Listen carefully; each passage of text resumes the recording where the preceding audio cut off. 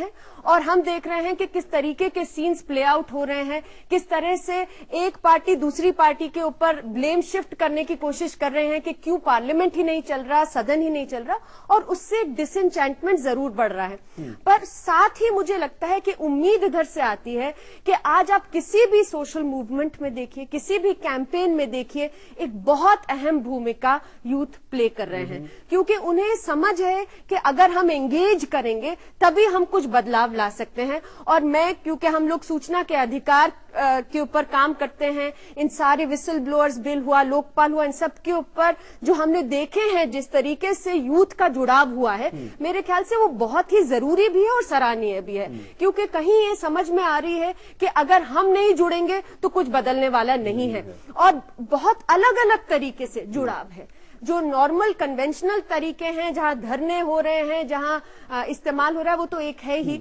पर साथ ही में यदि हम देखें कि कितने यूथ सूचना के अधिकार में अर्जी लगा रहे हैं क्योंकि वो जवाबदेही चाहते हैं, कितने यूथ हैं जो सोशल मीडिया, नए तरीके के मीडिया से एंगेज कर रहे हैं, अपनी आवाज उठा रहे हैं। अभी हाल ही में सूचना के अधिकार में अमेंडमेंट्स लाने की बात हुई, तो पूरे देश से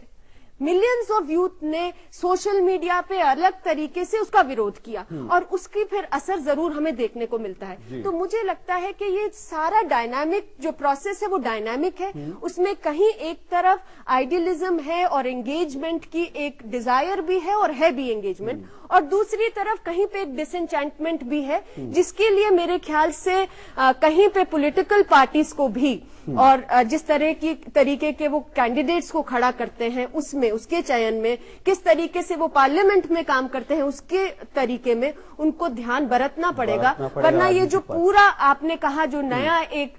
ग्रुप आया है, एक नई एक तरीके से एनर्जी ला सकता है जो हमारे लोकतंत्र में, वो कहीं